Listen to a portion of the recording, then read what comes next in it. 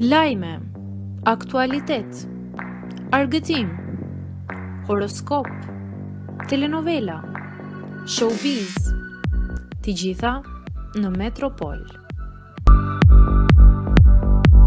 Bëni subscribe në faqen Metropol.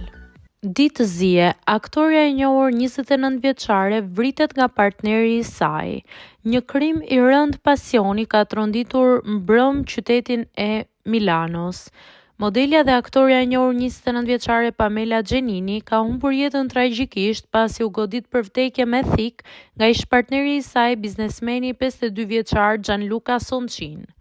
Sipas hetimeve, Soncin kishte shkuar në banesën e Pamelës për ta bindur që të rifillonin lidhjen. Kur ajo e kuptoi se ai ishte i dhunshëm dhe jeta e saj rrezikohej, ajo kërkoi ndihmë duke telefonuar një ish-partner tjetër i cili menjëherë njoftoi policinë. Ajo donte ta linte përfundimisht dhe e kishte vendosur, ka deklaruar ai më vonë për hetuesit. Pamela arriti të komunikonte me policinë dhe ndërsa po hapte derën tha vetëm një fjalë: erdhën. Por në atë çast, Soncin e tërhoqi me forcë drejt balkonit dhe goditi për vdekje 10 herë me thik.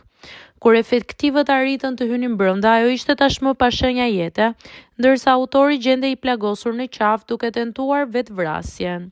Ai u dërgua menjëherë me urgjencë në spital, ku u dol të shpëtohet jeta dhe plagët e marra nuk ishin aq të rënda. Më pas u arrestuan në akuzën për femicid. Fqinjët treguan se Pamela kishte qenë prej kohësh në ankth për shkak të ish-partnerit, i cili e kishte kërcënuar disa herë dhe kishte tentuar të hynte me forcë në banesën e saj. Por kush ishte Pamela Gjenin?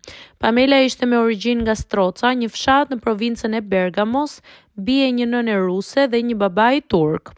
Ajo kishte ndërtuar një karrierë të suksesshme si modele dhe aktore, duke punuar në Monte Carlo, Milano, Dubai, Turqi. Ishte bërë e njohur që në moshën 19 vjeçare pas pjesëmarrjes në programin Isola di Adamo e Eva.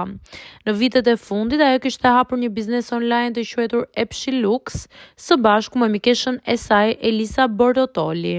Të gjithë që e njihnin e përshkruajnë si një vajzë të gëzuar, energjike dhe me dashuri të madhe për jetën, edhe për qenin e saj, të cilin nuk e linte kurrë vetëm. Pamela kishte qenë në lidhje me Gianluca Soncin për rreth një vit. Gjatë pushimeve të verës në ishullin e Elbës, marrëdhënia e tyre u shkatrua pas një grindje të dhunshme, ku Soncin e kërcënoi se do t'i vriste qenin. Edhe pse u largua dhe vendosi ta linte, ai nuk e pranoi ndarjen.